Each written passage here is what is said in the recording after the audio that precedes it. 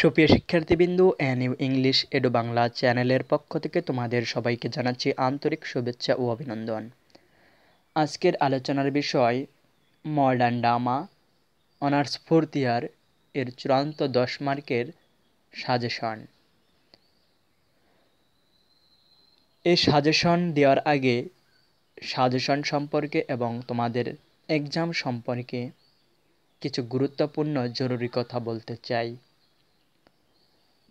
এখনও যারা আমাদের চ্যানেলটি সাবস্ক্রাইব করনি তারা সাবস্ক্রাইব করে নাও এবং পাশের বেল আইকনটিতে অন করে দাও, যাতে ভিডিও আপলোড হওয়ার সাথে সাথে তোমাদের কাছে পৌঁছে যায়।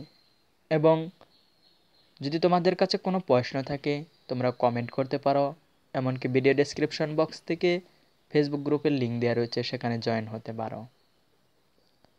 আসা শুরু করছি আজকের মডার্ন ড্রামা নিয়ে জরুরি কিছু কথা। শুধুমাত্র মডার্ন ড্রামা নয়, অনার্স ফোর্থ ইয়ারের প্রত্যেকটা এক্সামের জন্যই আজকের ভিডিওটি অত্যন্ত গুরুত্বপূর্ণ।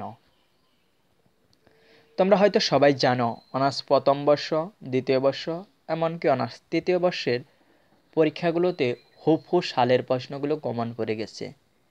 কিন্তু অনার্স চতুর্থ বর্ষে ইতিমধ্যে তোমরা 2টা পরীক্ষা দিয়ে ফেলেছ। তোমরা সেখানে দেখেইছ সবগুলো প্রশ্ন 10 মার্কের 8টা প্রশ্ন থাকে, 5টা আনসার করতে হয়। সবগুলো 8টা প্রশ্ন ধরেই কিন্তু কমন পড়ে না, প্রশ্ন কমন পড়ে 4 থেকে 5টা। কিন্তু অনার্স প্রথম বর্ষ, দ্বিতীয় বর্ষ, তৃতীয় বর্ষে সবগুলো প্রশ্ন হুবহু কমন পড়ে গেছে। যদি 13 সালের পরীক্ষা হতো তাহলে 11 সালের প্রশ্ন পড়লেই কমন পড়তো। 15 সালে পরীক্ষা হলে 13 সাল, 12 সাল, 11 সাল এগুলো পড়লেই কমন পড়তো। 16 সালের পরীক্ষা 14, 12 ফলো করলেই কমন পড়ছে। কিন্তু ফোর্থ ইয়ারের মধ্যে কিছুটা ব্যতিক্রম রয়েছে। আসো বিস্তারিত আলোচনা করছি।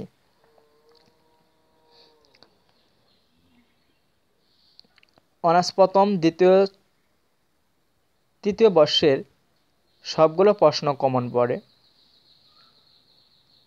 কিন্তু যেহেতু আমাদের অনার্স ফোর্থ ইয়ারের মাধ্যমে অনার্সটা শেষ হয়ে যাবে, তাই সবগুলো প্রশ্ন হুবহু কমন আসে না।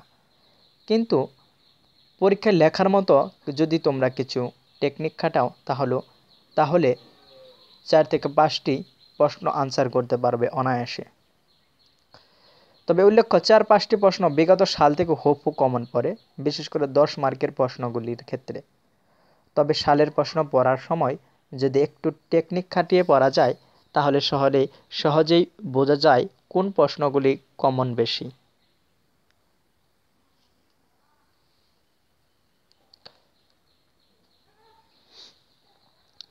আমি এর আগের যে সাজেশনটা দিয়েছিলাম 20th সেঞ্চুরি পোয়েট্রি, সেখানে বলেছিলাম 4-5টি কমন প্রশ্ন পড়বে, সেখান থেকে 4টি প্রশ্ন কমন এসেছিল। আমার দেওয়া 12টি সাজেশন, আমার দেওয়া সাজেশনের 12টি প্রশ্ন থেকে 4টি এসেছিল।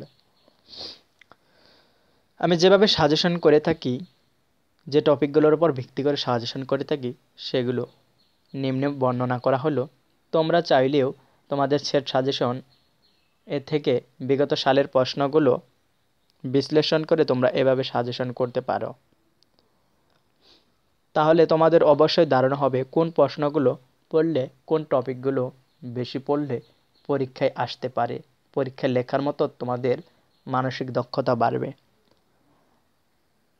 তোমাদেরকে একটু বিস্তারিত একটি ধারণা দিচ্ছি শুধুমাত্র মডার্ন ড্রামার আর এক্সামের জন্য। আমরা যদি মডার্ন ড্রামার বিগত সালের প্রশ্নগুলো বিশ্লেষণ করি তাহলে অনায়াসে দেখতে পাই যে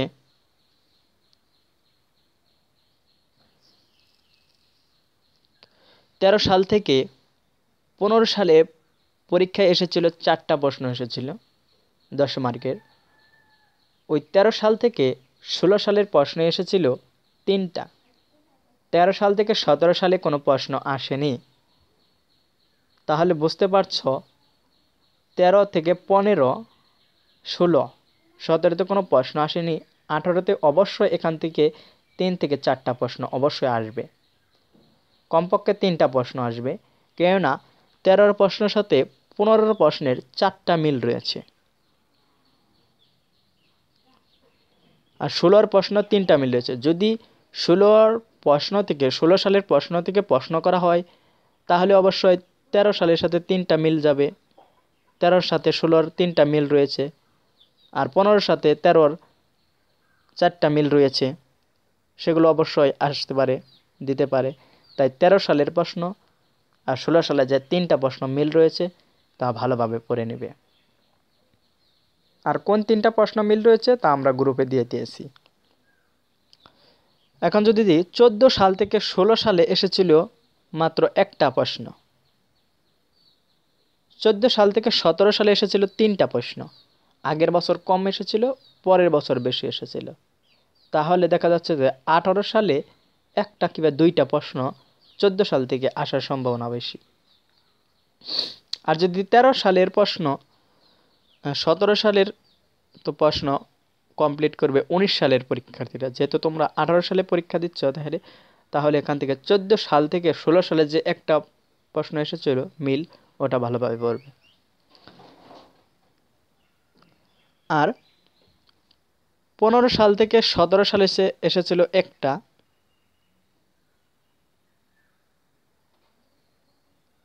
এছাড়া 17 সালে 14 সাল থেকে মোট 3টা এসেছিল, তাছাড়া কোনো প্রশ্ন কমন পড়েনি। এক কথায় 17 সালে প্রশ্ন যদি আমরা বিশ্লেষণ করি তাহলে দেখতে পাবো 17 সালের প্রশ্ন বিশ্লেষণ করলে দেখা যায় যে 15 সাল থেকে একটা প্রশ্ন এসেছিল এবং